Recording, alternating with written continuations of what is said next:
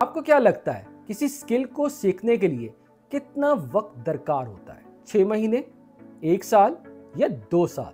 अगर आपका जवाब हाँ है तो आज की वीडियो आपकी प्रोडक्टिविटी को 10x कर देगी, क्योंकि आज की वीडियो के अंदर मैं आपसे एक ऐसा शानदार फार्मूला बताने जा रहा हूँ और आप किसी भी स्किल को सिर्फ 30 डेज के अंदर मास्टर कर सकेंगे। और ये फार्मूला बेस्ड है लाइडो डिटमेयर के डीप एंड प्रैक्टिस मेथड की बेस के ऊपर।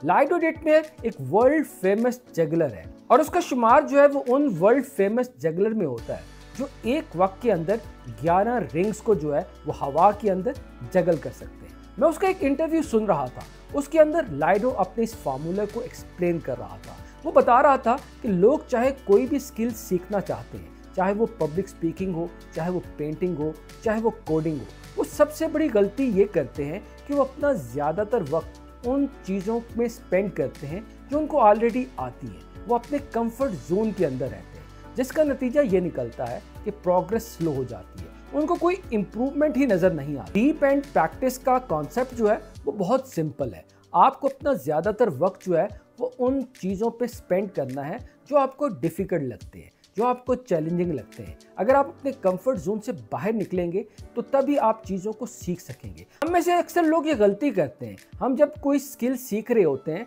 तो हम अपने टाइम को इस तरीके से यूटिलाइज करते हैं। हमारा टाइम जो है वो 10% वार्म अप के अंदर, 70% पुरानी स्किल जो ऑलरेडी हमें आती हैं उसकी प्रैक्टिस में, और सिर्फ 20% जो है वो नई टेक्निक्स को सीखने में लगाते हैं। जबकि डीप एंड मेथड जो है वो बिल्कुल ही अपोजिट काम करता है। वो बताता है कि आपको अपना 10% टाइम वार्म अप के अंदर, 70% टाइम जो है उन स्किल्स को सीखने में सर्व करना है जो अभी आपको आती नहीं, जो आपको डिफ़िकल्ट लगती है, जो आपको कॉम्प्लेक्स लगती है, और अपना 20% टाइम जो है वो अपनी पुरानी स्किल्स की प्रैक्टिस में गुजारें, उनको रिफाइन करने में लगाएं। जब आप डिफ़िकल्ट और चैलेंजिंग कॉन्सेप्ट करते हैं तो आप अपने आप को स्ट्रेच करते हैं, आप अपने कंफर्ट से बाहर निकलते हैं, जिसका नतीजा ये निकलता है कि ऑटोमेटिकली आपकी ओवरऑल स्किल के अंदर इंप्रूवमेंट आने लग जाती है। आपकी वो पुरानी स्किल भी इसके साथ इंप्रूव हो जाती है। मैं खुद जब पब्लिक स्पीकिंग सीख रहा था तो मैं यही गलती कर रहा था। मैं कर क्या रहा था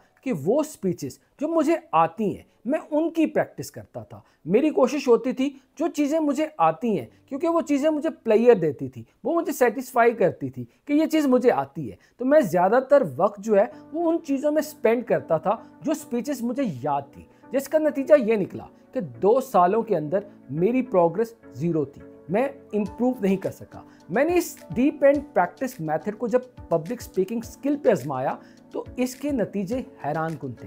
कि हुआ क्या, मैंने नए कॉन्सेप्ट को बिना तैयारी के बोलना शुरू किया, मैंने डिफ़िकल्ट वोकैबुलरी को यूज़ करना शुरू किया, मैंने स्क्रिप्ट को बगैर बोले जब पढ़ना शुरू किया तो मेरी ऑटोमेटिकली पब्लिक स्पीकिंग स्किल के अंदर बेहतरी आ गई। मैंने अपने कंफर्ट को चैलेंज किया, और याद रखिएगा जैसे ही आप अपने कंफर्ट से बाहर निकलते हैं तो प्रोग्रेस तब शुरू होती है। Pain is equal to progress. जब तक आप इस पेन से नहीं गुजरेंगे, जब तक आप उन चीज़ों का सामना नहीं करेंगे जो आपको नहीं आती, जो आपको मुश्किल लगती है, आप कभी भी प्रोग्रेस नहीं कर पाते। बॉडी बिल्डिंग का असूल भी इसी टेक्निक के ऊपर काम करता है। जब आप जिम के अंदर जाते हैं, जब आप वर्जिश करते हैं तो आपके मसल्स टूटते हैं, आपके मसल्स स्ट्रेच होते हैं, और जब आप रिलैक्स करते हैं तो ये मसल्स स्ट्रॉन्ग होते हैं, आपके मसल्स बनते हैं। तो इस तरीके से कोई भी स्किल जो आप सीखना चाहते हैं तो आपको इस डीप एंड प्रैक्टिस की मेथड के ऊपर काम करना है। मैं आपको यकीन दिलाता हूँ, कोई भी स्किल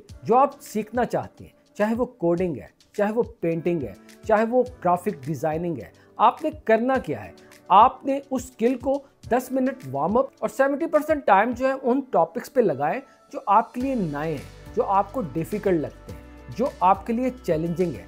जितना ज़्यादा टाइम जो है वो उन टॉपिक पे लगाएंगे उतनी जल्दी जो है वो आप स्किल सीख सकेंगे, और 20% टाइम जो है वो आपको अपनी प्रीवियस स्किल की प्रैक्टिस में लगाना है। अगर आप कोई भी स्किल सिर्फ 30 डेज के अंदर मास्टर करना चाहते हैं तो फिर आपको अपने प्रैक्टिस के फार्मूले को चेंज करना पड़ेगा, आपको अपने कंफर्ट को ब्रेक करना पड़ेगा, आपको चैलेंजिंग को एक्सेप्ट करना पड़ेगा, आपको उन चीज़ों का सामना करना पड़ेगा जो आपको मुश्किल लगती हैं, क्योंकि जब तक आप उन चीज़ों का सामना नहीं करेंगे आप कभी भी प्रोग्रेस नहीं कर सकते। अगर आप वही चीज़ें करते रहेंगे जो आपको आती हैं, तो आप उसी सर्कल के अंदर घूमते रहेंगे। जब तक आप नई चीज़ें ट्राई नहीं करेंगे, जब तक आप डिफ़िकल्ट कॉन्सेप्ट की प्रैक्टिस नहीं करेंगे, तो आप उस स्किल के अंदर मास्टर नहीं कर सकेंगे। उम्मीद करता हूँ कि ये वीडियो आपको पसंद आई होगी। कमेंट में ज़रूर बताइएगा इस फार्मूला की मदद से आप कौन सी स्किल सीखने जा रहे हैं।